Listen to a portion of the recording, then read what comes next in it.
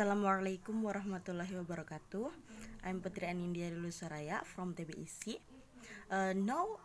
Sekarang saya akan mencoba menjelaskan tentang apa itu cerdas bahasa dan ciri-ciri apa saja yang dimiliki oleh seseorang yang memiliki kecerdasan bahasa. Juga bagaimana cara agar kita dapat meningkatkan kecerdasan bahasa seorang peserta didik. Menurut salah satu pakar, yakni Bapak Sujino,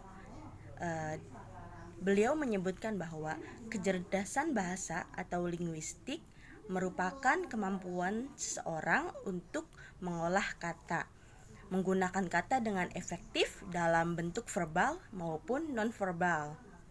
Jadi, menurut beliau, orang yang memiliki kecerdasan linguistik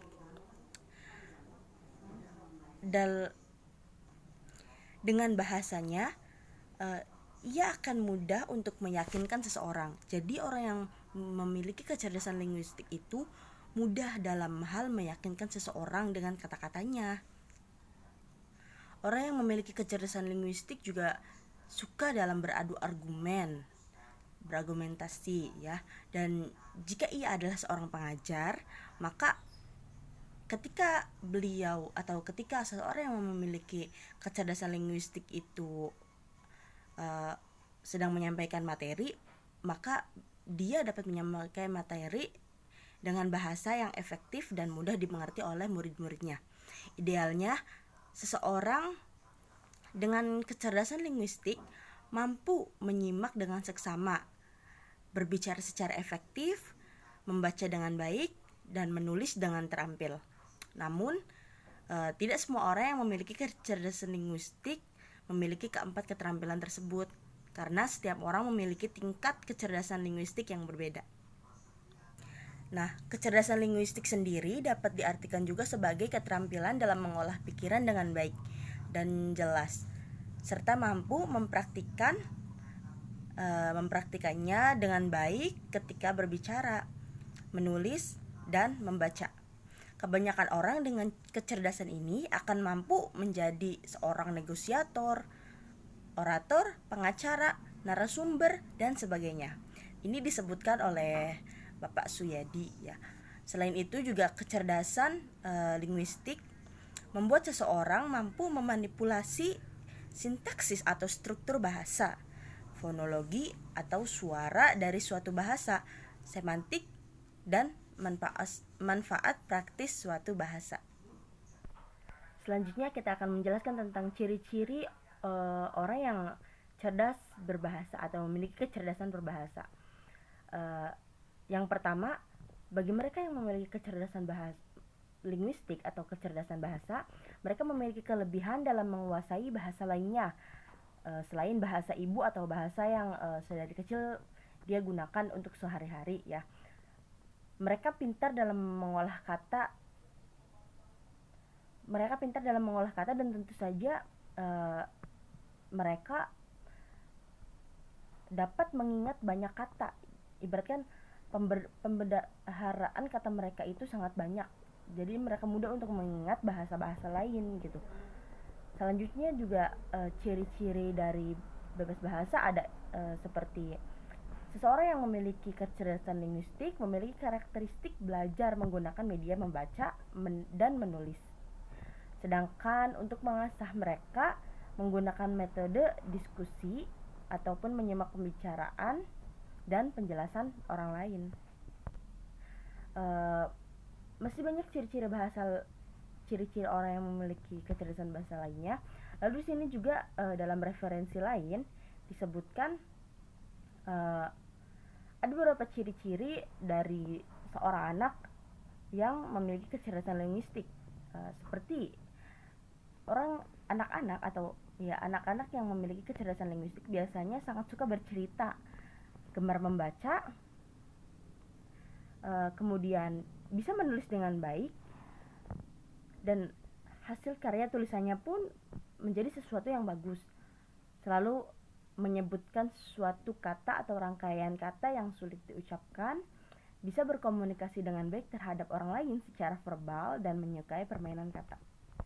Selanjutnya kita beralih ke topik yang ketiga, yakni bagaimana cara meningkatkan kecerdasan linguistik peserta didik.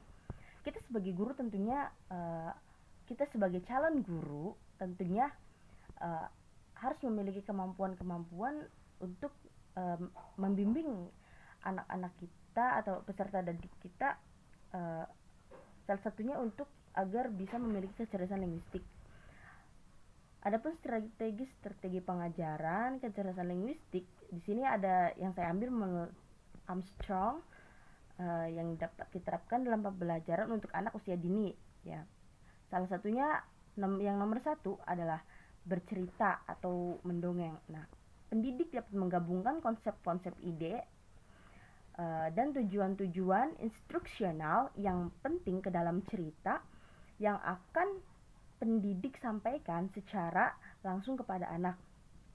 Ketika anak diminta untuk bercerita, anak juga akan mengembangkan konsep-konsep, ide-ide yang ada dalam benaknya. Anak juga dapat mengembangkan kemampuan komunikasi melalui kegiatan bercerita. Selanjutnya dapat dilakukan dengan cara bertukar pikiran atau brainstorming. Psikologi Rusia, Lev Vygotsky pernah berkata bahwa pikiran adalah seperti awan yang mencurahkan hujan kata-kata. Nah, di sini kita dapat, ketika kita bertukar pikiran, kita dapat menggunakan topik apa saja,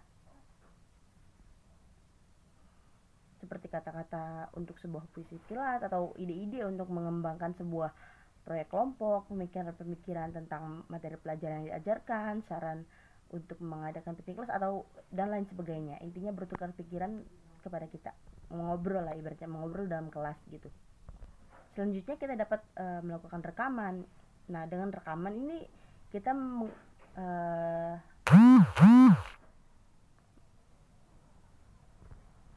menggunakan tape recorder yang dapat menjadi media belajar untuk anak.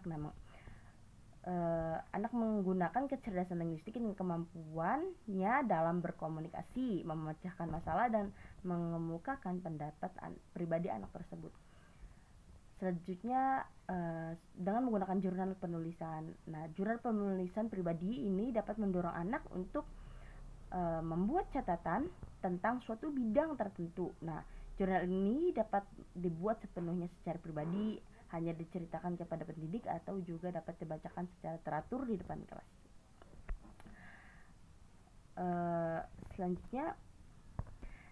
Selanjutnya ini alasan mengapa penting bagi kita peserta didik untuk mengembangkan kecerdasan linguistik seorang linguistik verbal kepada anak. Nah, pertama, ketika kecerdasan linguistik seorang anak meningkat, maka kemampuan membacanya pun juga akan meningkat. Kemampuan membaca, kemampuan menulis, dan juga dapat mengembangkan pembawaan diri dan keterampilan, serta meningkatkan keterampilan dalam mendengarkan. Oke, mungkin itu saja yang bisa saya sampaikan. Kurang dan kurangnya mohon maaf. Wassalamualaikum warahmatullahi wabarakatuh.